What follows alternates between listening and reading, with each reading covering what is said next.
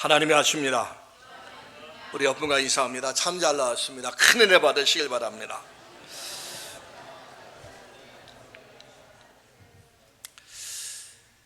자, 오늘은 어제가 광복 81주년 되는 광복절입니다. 광복절을 맞이해서 우리가 오늘은 좀 나라와 민족의 중요성, 또 우리 믿는 성도들이 나라와 민족을 위해서 무엇을 해야 되는가, 좀 이런 부분을 좀 생각해 보려고 합니다. 지금 지구촌 곳곳에는 많은 전쟁이 계속 일어나고 있어요. 근데 마지막 때가 되면은 전쟁과 기근이 세계 도처에서 일어난다고 성경은 말하고 있습니다. 우리도 남과 북의 대치 상황 속에서 언제 어느 때 어떤 상황이 우리 속에 전개될 줄 모릅니다. 지금 우리가 편안하게 이렇게 삶을 살아가고 있지만은 전쟁 한번 터지게 되면 모든 것이 무너지게 됩니다. 그게 우리의 모습일 수도 있고 아닐 수도 있다는 것이죠. 그래서 우리가 8.15 해방 기념주의를 맞이해서 우리가 좀 조국과 민족을 위해 기도할 필요가 있어서 오늘 말씀을 좀 같이 생각해 보면서 은혜를 나누려고 합니다. 광복 80주년, 이 말의 의미는 뭡니까? 우리가 일제에 의해서 국권을 빼앗기고 36년 동안 고생하다가 자유를 되찾은 81주년이 되는 날입니다. 이 광복이란 단어 자체의 의미는 빚을 회복한다는 말입니다. 광복 자체는 빚을 회복한다. 어둠 속에 있다가 다시 빛을 본다는 뜻이죠. 우리는 일제 36년 동안 어둠 속에 있었어요. 타율에 의해서 우리는 억압당하고 있다가 이제 광복이 되어서 이제 빛을 보게 되었다는 거예요. 이게 광복절의 의미란 얘기죠. 근데 이 광복이라는 이 단어 자체가 너무 타율적인 의미가 있기 때문에 이 광복이라는 단어를 주체적으로 해방이라는 단어로 고쳐서 쓰는 이와 같이 주장하는 사람들도 있습니다. 그래서 광복절이라기보다는 해방 기념일이라 이렇게 주장하는 쪽도 있다는 것이죠. 사실 이 조국 광복이 우리의 자주적인 뜻과는 무관하게 어느 날 갑자기 찾아온 견해라는 그런 견해도 있습니다. 우리가 광복을 맞을 준비가 전혀 안 된 상태에서 일제에 대한 연합군의 승리로 어부지리로 얻은 선물이라는 것입니다. 이것을 타율적인 해방론이라 이렇게 이야기합니다. 물론 이 말도 틀린 말은 아닙니다. 왜냐하면 우리가 일제에 의해서 해방되었지만 남과 북이, 소련과 미국이 들어왔기 때문에 그래요. 우리가 철저히 광복을 준비하고 있지 못한 상태에서 갑자기 찾아온 돌발적인 선물이었기 때문에 일본이 떠난 빈 공간을 공산주의를 대변하는 소련이 들어오고 민주주의를 대변하는 미국이 각각 점령하게 된 것이죠. 그래서 1945년 8월 15일은 분명히 해방의 날이지만 그날은 다른 말로 말씀드리면 미완성의 해방이란 얘기입니다. 진정한 해방은 남과 북이 통일됐을 때 진정한 해방이 되는 것이고, 그래서 우리 믿는 성도들은 이 남북 통일이란 정말 민족 해방의 최대의 숙제를 갖고 우리는 기도하며 남북 통일을 위해서 노력하는 우리가 되어야 된다는 것이죠. 자, 그렇다면 8.15 해방이 외세에 의해서 저절로 주어진 선물로만 봐야 되는가? 아니란 얘기죠. 저절로 주어진 선물로만 보면 안 되고 일제 36년 동안 우리의 선조들이 항일 독립운동했던 그것을 무시할 수 없다는 얘기입니다. 조국 통일이 우리의 노력과 무관하게 어느 날 갑자기 굴러온 선물이 아니라 우리 조상들이 목숨 걸고 줄기차게 피눈물 나게 저항하고 투쟁했던 그 귀결점으로 봐야 된다는 겁니다. 우리가 일제 해방된 뒤에 81년이 지난 뒤에 엄청난 변화가 우리 속에 찾아왔습니다. 이제는 일본이 우리나라를 더 이상 넘볼 수 없는, 우리는 그만 경제대국, 군사대국이 되었습니다. 우리가 눈부신 성장을 세계가 감탄할 정도로 우리는 눈부신 성장을 하게 됩니다. 그 수출액 총액을 보더라도 일본보다 앞서는 그런 결과까지 생기게 되고, 이제는 일본이 우리를 넘볼 수도 없고 세계 어느 강대국도 우리를 함부로 대할 수 없습니다. 그러나 우리가 분명히 알아야 될 것은 우리가 이 상황 속에서 아직도 청산해야 될 식민 잔재들이 한두 가지가 아니란 얘기입니다. 무엇보다도 세대 간, 계층 간, 또 지역 간의 갈등과 분열, 또한 해묵은 논쟁거리는 좌우 이념사, 진보와 보수, 이런 대결에서 우리는 이제는 벗어나야 됩니다. 정말 한민족이 되어서 가장 중요한 남과 북 분단된 대치 상황 속에 있는 지금 이 상황 속에서 남과 북을 통일을 위해서 우리는 한마음 한뜻으로 나가야 된다는 얘기입니다. 이 광복 81주년을 맞이하는 우리의 자세도 새롭게 그런 의미에서 다듬어 가야 된다는 것이죠. 특별히 우리 구원받은 우리 믿는 그리스도인들은 조국 광복을 어떻게 볼 것인가 우리가 한번 생각해 봐야 됩니다. 일제조선 통독부 문서에 보면 그런 내용이 있습니다. 조선 민족의 미래에 대한 희망을 버리지 않는 유일한 집단이 기독교다, 이런 언급이 조선 통독부 문서에 보면 나온다고 합니다. 실제로 많은 지식인들과 선각자들이 기독교로 속속 입문하게 됩니다. 거기에 중요한 이유가 뭐냐면 조국 광복이에요. 왜냐하면 기존에 있던 재래 종교들이, 유교나 불교나 재래 종교들이 조국 해방에 전혀 도움이 되지 못했기 때문에 선각자들은 절망해서 유일한 희망의 대안으로 기독교로 개종하게 된다는 얘기입니다. 그래서 우리가 잘 아는 도산 안창호, 남간 이승훈, 고당 조만식, 단재 신채호, 김구, 이상재, 이승만, 이상재, 남궁옥, 유관순, 우리가 잘 아는 독립운동의 지도자들입니다. 그들이 다 기독교인이에요. 이 당시에 기독교 인구가 1930년도에 1969만이 전체 인구입니다. 1969만의 전체 인구 중에서 기독교인의 숫자는 35만이에요. 35만이면 전체의 1.7%, 1.8%의 숫자입니다. 그 1.7%와 1.8%밖에 안 하는 35만의 작은 숫자지만은 이 민족을 이끌어가는 독립운동의 그 위대한 지도자들이 거의 기독교에서 나왔다는 것이고, 우리가 1919년 3일 독립선언문 낭독할 때 33인의 독립선언문 낭독자들이 있어요. 지도자들이죠. 그 33인 중에서 16명이 기독교인입니다.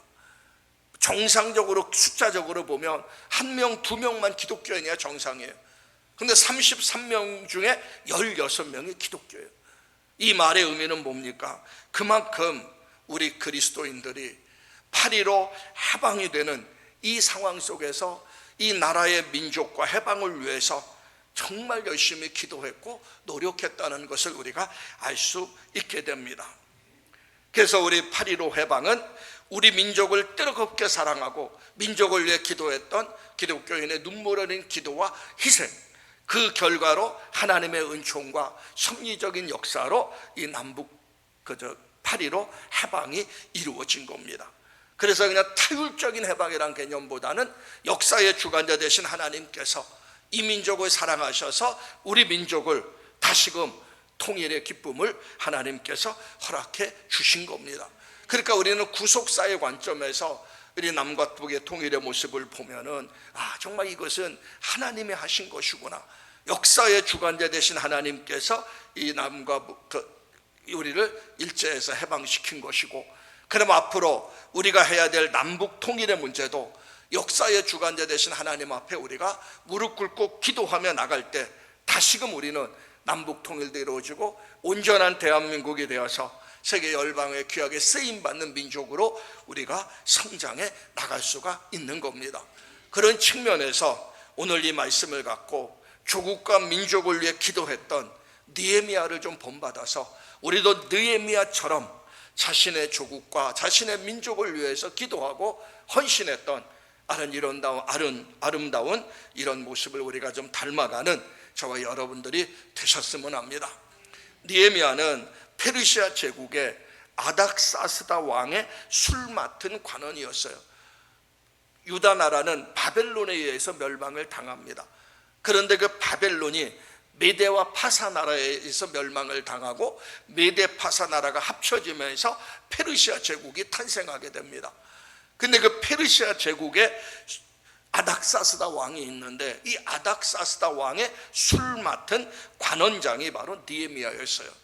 근데 이 술 맡은 관원장이 무슨 대단한 직분이냐 이렇게 생각할 수 있는데, 이 당시에는 아닙니다. 이 술 맡은 관원장이라는 것은 왕이 마실 술과 음료를 책임지는 직책인데 가장 중요한 직책입니다. 혹시라도 왕이 마시는 술과 음료에 독약을 타서 암살 시도가 있을까 해서 왕이 가장 신임하고 왕의 가장 충성스러운 신하를 술 맡은 관원장으로 세우게 됩니다. 그러니까 아닥사스다 왕 때 이 느헤미야는 왕의 가장 신임과 총애를 받는 관원 중에 관원이었다는 얘기죠. 근데 이 술 맡은 관원장인 느헤미야가 어느 날 자기 조국에 대한 소식을 듣게 됩니다. 하나니아라는 형제를 통해서 예루살렘과 유다 백성의 비참한 소식을 듣게 됩니다. 그게 바로 오늘 본문 3절의 내용이에요. 한번 3절을 화면에 띄워주시기 바랍니다. 저 말씀 같이 한번 읽습니다. 시작.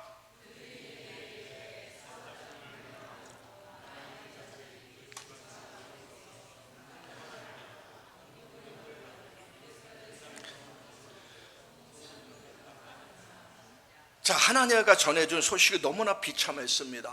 저 말씀 그대로 보시면 예루살렘에 남아있는 유다 백성들이 큰 환난을 당하고 능욕을 당하고 예루살렘 성은 허물어지고 성문들은 다 불타 없어졌다는 겁니다. 얼마나 비참한 상황입니까? 성벽이 무너지고 성문이 불타버리고 환난과 능욕을 당하고 있다는 거예요. 예루살렘에 있는 그 백성들이 정말 그곳에서 행복하게 삶을 살면 좋은데, 자기 조국의 그 예루살렘 성 백성들이 멸시와 천대를 받으면서 힘들고 고통당한다는 그 소식을 느헤미야가 들은 겁니다. 그 소식을 듣자 느헤미야는 어떻게 반응했습니까? 4절 말씀에 보면 저 말씀이 나옵니다. 같이 있습니다. 시작. 내가 이 말을 듣고 앉아서 울고 수일 동안 슬퍼하며 하늘의 하나님 앞에 금식하며 기도하고. 저 말의 의미는 뭡니까? 조국에 대한 비참한 소식을 듣자 슬픔을 이기지 못하고 풀썩 주저앉아서 여러 날 동안 슬퍼하며 하나님 앞에 금식하며 기도했다는 거예요. 페르시아 제국에서 높은 위치에서 얼마든지 부귀영화를 누릴 수가 있는 느헤미야입니다.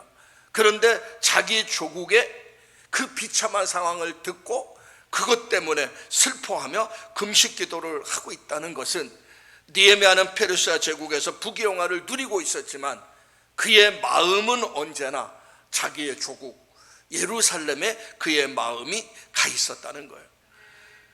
느헤미야가 고국을 생각하며 눈물을 흘리며 금식하며 기도했다는 이 모습을 보면서 오늘 우리가 광복 81주년을 맞이해서 느헤미야와 조국 사랑의 마음을 우리가 배워야 됩니다.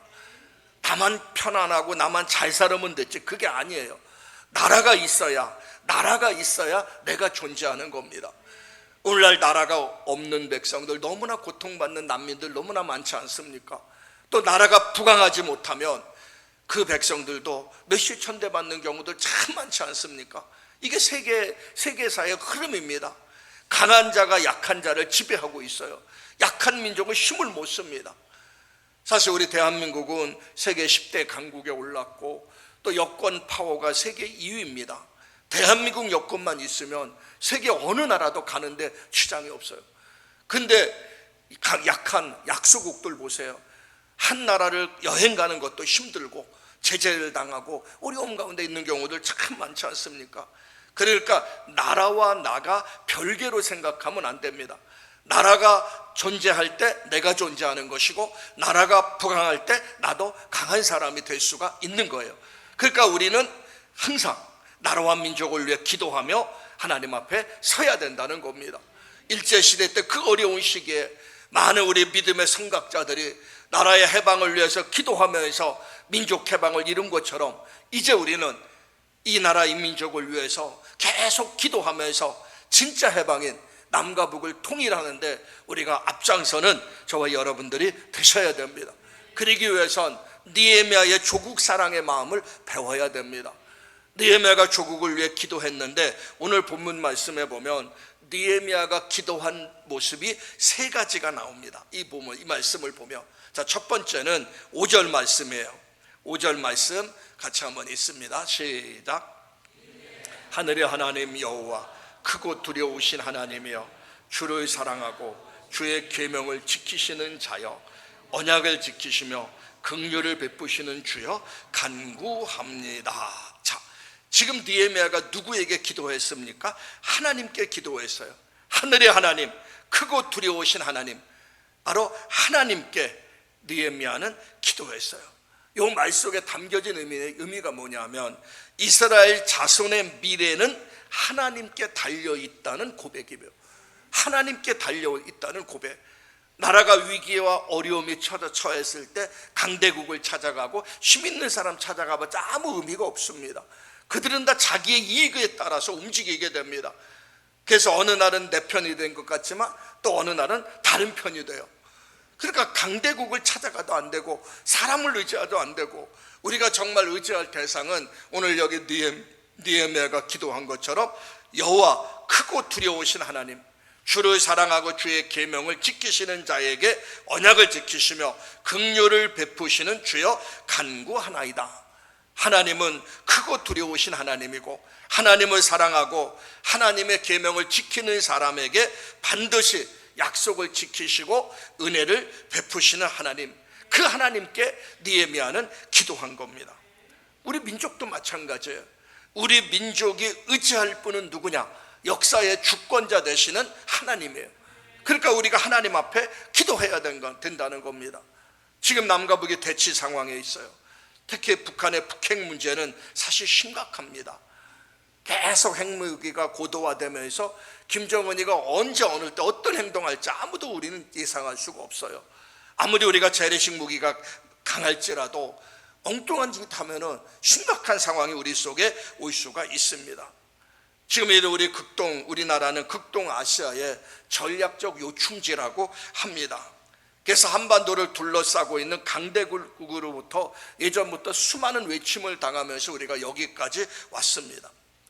북핵 문제는 간단한 것 같지만 간단하지 않습니다. 왜냐하면 미국과 중국과 러시아와 일본, 이 세계 강대국들에 둘러싸여서 자기들의 이익에 따라서 이들은 움직이고 있어요. 그게 지금 우리의 현실입니다. 우리가 원하는 대로 쉽게 되지를 않는다는 거예요.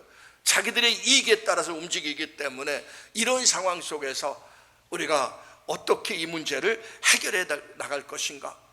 강대국들 사이에서 국제적인 이해관계에 얽혀있는 이 상황 속에서 일본이 남북 통일을 원합니까? 미국이 원합니까? 중국이 원합니까? 러시아가 원합니까? 그들은 남북 통일을 원하지 않습니다. 왜 지금처럼 있어야만이 그들도 편하니까. 만약에 남북 통일에서 우리가 더 강한 나라 민족이 되면 자기들에게 부담이 되니까 그들은 남북 통일을 원하지 않아요. 그럼 이런 상황 속에서 우리가 해야 될 일이 뭡니까? 바로 하나님, 우리의 역사의 주권자 되신 하나님을 바라보고 하나님께 소망을 두고 우리가 기도해야 된다는 것이죠. 나라가 어려울 때 하나님을 바라보며 하나님께 기도할 때 하나님이 이 민족을 지키시고 이 민족을 구원해 주시는 거예요. 1980년도 제가 대학교 1학년 때인데 그때 강단에서는 늘 기도했던 게 이거예요. 장로님들이 여기 기도할 때마다 하나님, 공산주의가 물러가고 자유주의가 서게 해주시고 저 소련이 무너지게 하시고 동구권이 무너지게 하시고 막 기도를 합니다. 근데 그때 그 기도를 들으면서 너무나 거슬렸어요. 왜 거슬렸냐면 공산주의가 언제 물러가느냐고, 자유주의가 언제 모든 게 아니라 그게 늘 거슬려서 대학교 1학년 때 2학년 때 이렇게 그 기도를 들으면, 근데 그 당시에는 유심히 교회에서 장로님들이 기도할 때마다 그런 기도를 한 거예요. 그런데 1985년도에 소련의 고르바초프가 딱 등장을 합니다. 고르바초프가 등장해서 개혁 개방 정책을 펼치게 됩니다. 그 개혁 개방 정책을 펼치면서 1989년대 동유럽이 붕괴되기 시작해요. 우리가 잘 아는 폴란드, 헝가리, 루마니아, 유고슬라비아 이런 동유럽 있죠. 지금의 이제 동유럽들이 붕괴되기 시작합니다. 체코 이 동유럽이 쫙 붕괴돼요. 1991년 되면서 소련 연방이 해체가 됩니다. 그래서 우크라이나, 벨로시아 그런 소련 연방에 속해있던 모든 나라들이 해체가 돼버려요. 근데 그걸 딱 보면서 느낀 게 뭔지 아십니까? 기도의 씨를 뿌리는데 안 되는 것 같지만은 역사의 주권자 되신 하나님께서는 때가 되면 이 모든 것이 이루어 나가는구나. 그 당시에는 전혀 이게 불가능한 일이었어요. 말도 안 되는 상황이었걸. 어떻게 그 소련의 그 공산주의 연방이 무너질 수 있습니까? 근데 기도하고 하니까 하나님께서 이 모든 것을 선하게 역사로 이끌어 가시는 거예요. 그러니까 우리도 남과 북이 대치 상황 속에서 이 남과 북이 통일이 안 될 것 같다는 그런 상황은 다 버리셔야 됩니다. 이것은 하나님이 하셔야 될 부분이고, 우리 믿는 성도들이 해야 될 일은 남과 북의 통일을 위해서 기도해야 되고, 평화적으로 자연스럽게 하나님이 하실 수 있도록 기도해야 되는 거예요. 이게 우리의 사명입니다. 오늘 느헤미야는 지금 이스라엘 민족의 위기 상황 속에서 다른 방법을 먼저 선택하지 않았습니다. 느헤미야는 지금 그 페르시아 제국의 고위직에 있어요. 고위직에 있기 때문에 그 자기의 왕에게 하소연해 갖고 뭔가 도움을 요구할 수 있습니다. 그러나 느헤미야는 그렇게 하지 않았습니다. 먼저 하나님 앞에 기도했어요. 모든 것의 주권자 되신 하나님 앞에 이스라엘 민족의 미래를 맡기면서 하나님 앞에 기도했다는 거예요. 자, 두 번째 기도는 6절에서 7절 말씀입니다. 어떻게 기도했냐 하면은 6절 7절 같이 한번 읽습니다. 시작. 이제 주의 종인 이스라엘 자손을 위하여 주야로 기도하오며 우리 이스라엘 자손이 주께 범죄한 죄들을 자복하오니 주는 귀를 기울이사 눈을 여시사 종의 기도를 들으시옵소서. 나와 내 아버지 집이 범죄하여 주를 향하여 크게 악을 행하여 주께서 주의 종 모세에게 명령하신 계명과 율례와 규례를 지키지 아니하였나이다. 저 말이 뭡니까? 회개하며 기도했어요. 이게 참 중요합니다. 느헤미야는 유다 백성들이 고난당하는 것은 하나님께 죄를 범했기 때문에 고난당한 것이다 하면서 하나님 앞에 회개하며 기도합니다. 그러면서 자신과 자신의 집안까지도 죄를 범했다고 하나님 앞에 기도하는 것이죠. 지도자인 느헤미야와 자기와 자기 집안의 죄를 범했기 때문에 이 민족이 고난을 당하고 있다, 이 고백을 하면서 기도하고 있는 겁니다. 나라와 민족이 잘못했기 때문에 이런 고난이 당한다고 기도하는 건 있을 수 있어요. 그러나 나와 내 자손이, 내 집안이 죄를 범했기 때문에 이런 고난이 당한다는 기도는 쉽지가 않습니다. 우리가 그런 경우들 많지 않습니까? 나는 잘했는데 누구 때문에 이런 문제가 생겼다, 이렇게 생각하는 사람들 많지 않습니까? 나는 바르게 살려고 했는데 정치 지도자들이 잘못해서 이런 문제가 생겼다. 나는 하나님 잘 섬기려고 했는데 누구 때문에 하면서 다른 사람에게 화살을 돌리는 경우들이 많다는 겁니다. 그런데 그게 아니라는 것이죠. 먼저 나라는 겁니다. 나로부터 회개가 시작해야 됩니다. 근데 느헤미야는 바로 그 기도한 거예요. 하나님, 내가 잘못했고 내 집안이 잘못했고 우리 민족이 잘못해서 이런 고난이 왔습니다. 우리 민족의 죄악을 용서해 주시고 내 문제, 내 가정, 내 자신의 죄를 용서해 주옵소서 하면서 자신의 죄악과 자기 집안의 죄악을 회개하면서, 민족의 죄를 회개하면서 하나님 앞에 기도하고 있는 겁니다. 항상 지도자들은 먼저 가슴을 치며 자기 자신의 죄부터 먼저 회개하며 기도해야 됩니다. 항상 회개는 나로부터예요. 다른 사람이 아니고요. 이것이 우리의 삶 속에 정말 필요한 기도의 자세입니다. 느헤미야는 지금 그 기도를 하고 있는 거예요. 느헤미야는 지금 페르시아 제국에서 고위직에 있어요. 거기서 평안하게 먹고 마시고 부귀영화를 누리면서 살 수가 있습니다. 유대 땅 그렇게 고난당하는 그 모습을 보면서 외면할 수 있어요. 그러나 느헤미야는 그렇게 하지 않았습니다. 그 외면당하는 모습을 보면서 느헤미야는 자신의 죄를 먼저 하나님 앞에 회개하고 민족이 하나님 앞에 말씀에 어긋나고 불순종의 삶을 살았기 때문에 이런 문제가 일어났다고 하면서 하나님 앞에 회개하며 기도했다는 겁니다. 우리도 남북 통일이 이루어지기 위해서, 이 민족이 다시 하나님 앞에 아름답게 쓰기 위해서는 하나님 무조건 역사의 주권자 되신 하나님 남북 통일 이루게 하시고, 이 민족이 하나님 앞에 축복받는 민족이 되게 해 주옵소서. 무조건 이기도 하는 것이 아니라, 하나님 내가 하나님의 자녀로서 바르게 쓰지 못하고 말씀대로 살지 못하고 올바로 하나님 섬기지 못한 내 죄와 허물을 용서해 주옵소서. 먼저 내 자신이 회개하면서 나라와 민족을 위해 기도해야 되고, 우리는 정치 지도자들을 탓할 수가 있습니다. 대통령의 문제고 국회의원 문제고 정치 지도자들을 탓할 수 있어요. 그러나 그들을 탓하기 전에 먼저 하나님 내가 정치 지도자를 위해서 제대로 기도하지 못하고 내가 바로 서지 못한 거 용서해 주옵소서 하면서 먼저 내 죄와 허물을 위해 기도하고 정치 지도자들을 위해 기도하면서 나가야 된다는 거예요. 자, 두 번째는 자신과 민족의 죄를 하나님 앞에 고백하며 기도했다. 이게 느헤미야의 두 번째 기도의 특징입니다. 자, 세 번째 기도입니다. 8절 9절 말씀입니다. 8절 9절 같이 한번 읽습니다. 시작. 옛적에 주께서 주의 종 모세에게 명령하여 이르시되 만일 너희가 범죄하면 내가 너희를 여러 나라 가운데 흩을 것이고 만일 내게로 돌아와 내 계명을 지켜 행하면 너의 쫓긴 자가 하늘 끝에 있을지라도 내가 거기서부터 그들을 모아 내 이름을 두려고 택한 곳에 돌아오게 하리라 하신 말씀을 이제 청카건대 기억하옵소서. 아멘. 이 말의 의미는 뭐냐면, 하나님께로 돌아와 하나님의 계명을 지키고 실천하면 하나님이 다시금 회복시켜 주겠다는 그 약속의 말씀을 붙잡고 약속의 말씀을 믿음으로 고백하면서 기도한 거예요. 우리가 기도할 때 정말 중요한 것이 하나님이 주신 약속의 말씀을 붙잡은 겁니다. 하나님이 예전에 이스라엘 백성들에게 말씀하신 게 있어요. 선지자들을 통해서 예레미야 선지자, 이사야 선지자, 미가 선지자, 수많은 선지자들을 통해서 하나님이 말씀한 게 뭐냐면은, 여러분들이 죄를 범하면, 하나님 말씀에 불순종하고 우상을 섬기고 죄를 범하면 여러분들은 여러 나라 가운데 흩어질 것이다. 그렇지만은 만약 여러분들이 회개하고 깨닫고 다시 주님께 돌아와서 하나님의 계명을 지키고 순종하면 너희들이 땅끝에 흩어져 있을지라도 내가 너희를 다시금 회복시켜 주실 것이다. 이렇게 하나님께서 선지자들을 통해서 약속한 약속의 말씀이 있습니다. 느헤미야는 그 약속의 말씀을 붙잡은 거예요.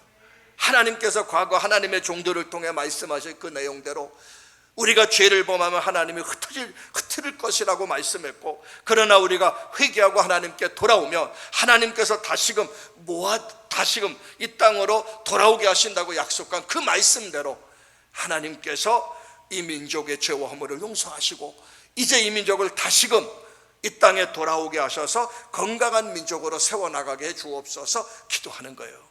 기도에는요, 약속의 말씀을 붙잡는 것이 가장 중요합니다.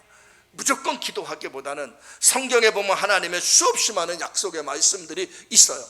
그 말씀이 내 것으로 붙잡아야 됩니다. 이를 행하는 여호와, 그것을 만들며 성취하는 여호와, 그 이름을 여호와라 하는 이가 이같이 이르노라. 너는 내게 부르짖으라. 내가 내게 응답하겠고 네가 알지 못하는 크고 은밀한 일을 내게 보이리라. 분명히 하나님이 약속했어요. 내게 부르짖으면 내가 알지 못하는 크고 은밀한 일을 내게 보이리라고 예레미야서 33장 2절 3절에 말씀했습니다. 그 말씀을 내 것으로 붙잡는 거예요. 내가 부르짖으면 하나님이 내가 알지 못하는 크고 놀라운 일을 보여주신다고 했는데, 이 민족을 향한 하나님 크고 놀라운 일을 보여주시고 내 가정과 내 사업장과 내 자녀들을 향한 크고 놀라운 일을 보여주옵소서.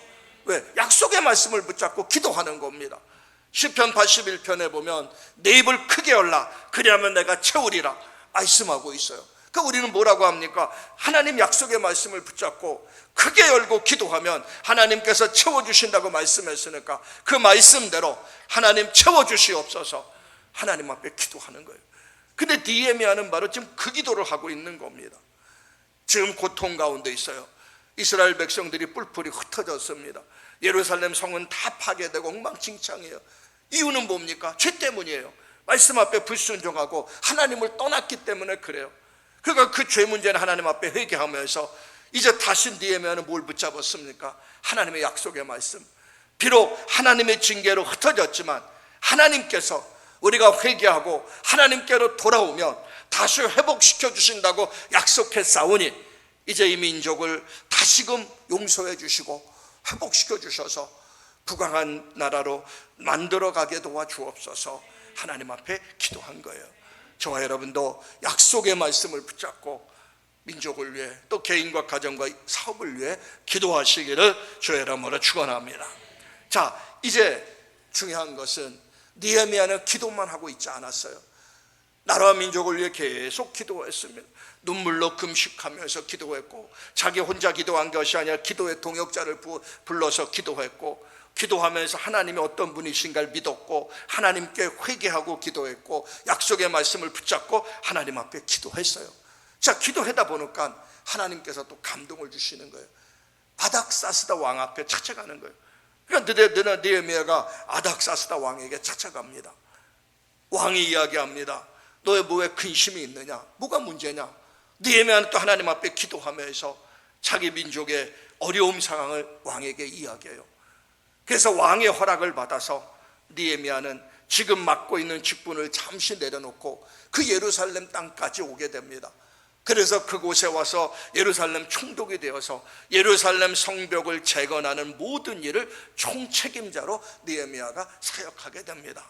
기도만 하고 있는 것이 아니라 기도한 뒤에는 책임적인 행동이 따라오는 거예요. 우리가 나라와 민족을 위해 기도합니다. 그러면 기도한 것으로 끝나면 안 되고, 기도하고 난 뒤에는 나라와 민족을 위해서 우리가 무엇을 할 것인가를 생각해 봐야 된다는 겁니다. 우리 한국 사람들은 국가가 위기에 빠질 때 애국심을 잘 발휘한다고 합니다. 그래서 IMF 사태 때도 금모으기 운동을 통해서 그 IMF 어려움도 극복하고 이렇게 위기 때는 뭉치는 그런 게 있어요. 그런데 진정한 애국심은 위기 때 나오는 것이 아니라 평상시에, 평소에 나와야 된다는 겁니다. 우리가 나라를 사랑한다고 말하지만 자기 울타리 영역 안에만 있을 때가 많다는 것이죠. 그래서 진정으로 나라를 사랑하는 것이 뭐냐? 삶의 현장 속에서 질서를 지키는 것도 애국이고, 삶의 현장 속에서 법과 윤리를 따라 사는 것도 애국이고, 우리가 삶을 살다 보면 가끔가다 뉴스에 보면 얼굴을 찡찡거리는 이런 뉴스들이 나옵니다.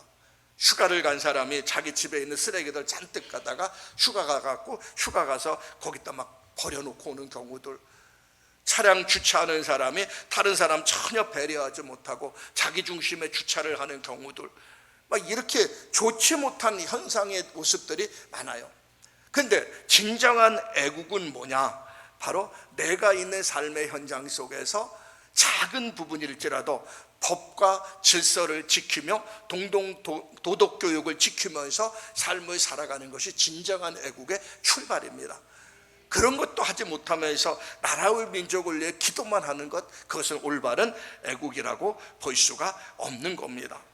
지금 내가 할 일은 내가 있는 삶의 현장 속에서 질서와 법규를 지키면서 바르게 삶을 살고, 이 나라와 민족을 위해 우리는 계속적으로 기도하면서 움직이는 저와 여러분들이 되셔야 됩니다.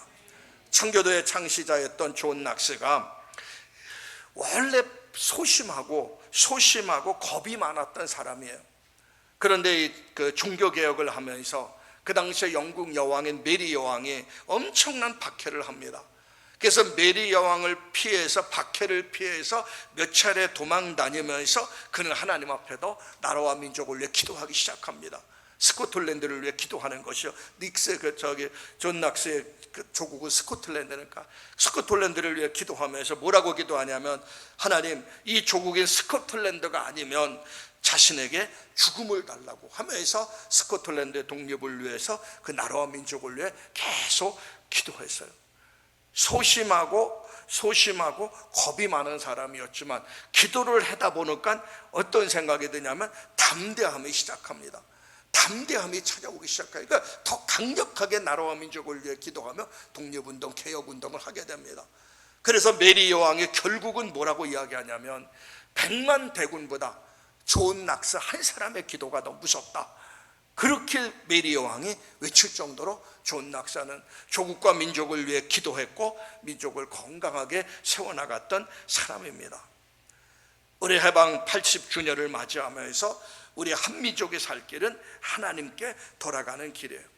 하나님께 돌아가서 오늘 느헤미야가 조국 사랑하는 마음으로 나라와 민족을 위해 기도했던 것처럼 우리 민족의 미래는 하나님 손에 달려있고 하나님께서 우리 민족을 주관하시고 움직여 나가야 되는데, 그러기 위해선 우리 조상들의 죄를 회개하고 우리 개인의 죄를 회개하면서 하나님께 나가야 되고, 또 우리 믿는 성도들이 기도할 때는 하나님의 약속의 말씀을 붙잡고 그 말씀을 붙잡고 하나님 앞에 기도하며 나가야 됩니다. 그럴 때 하나님께서 이 민족을 지키시고 우리 민족의 남북 통일도 이루어지고 하나님 우리 민족을 통해서 하나님께서 귀하게 사용될 겁니다. 역사의 구비구비마다 그 역사를 움직이는 분은 하나님인데 그 배후에는 기도하는 사람들이 있었고 기도하는 교회가 있었습니다. 1980년도에 독일에서 평화를 위한 기도회가 모이기 시작했어요. 여러 교회들이 각자 있는 교회에서 평화를 위한 기도회가 모이기 시작했습니다. 그러다가 여러 교회가 모이다가 라이프치히에 있는 니콜라이 교회에서 사람들이 점점 많이 모여들기 시작합니다.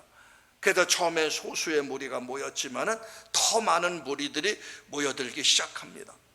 그러면서 이것이 1989년도가 되면서 이 모임은 기하급수적으로 모여들어서 진정한 평화를 위해서 기도하기 시작해요. 그래서 그 니콜라이 교회에서 기도했던 그 기도를 통해서 그 동서 베를린 장벽이 무너지게 됩니다. 그게 1989년 11월 9일에 그리고 1990년 10월 3일 날 결국은 동서독이 통일이 되게 됩니다.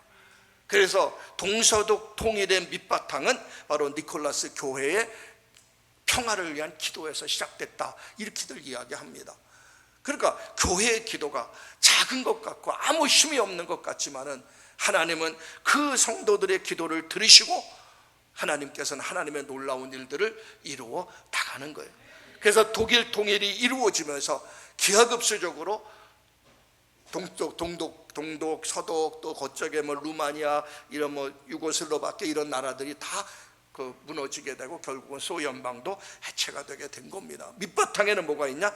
바로 평화를 위한 기도 모임, 1980년도부터 시작한 평화를 위한 기도 모임, 그리고 그 밑에 핵심은 라이프치히 교회 니콜라스 교회의 기도 모임이었다. 꼭 기억하시면서 우리도 정말 느헤미야처럼 조국을 사랑하고 나라와 민족을 위해 기도하는 저와 여러분들 되시기를 주의 이름으로 축원합니다.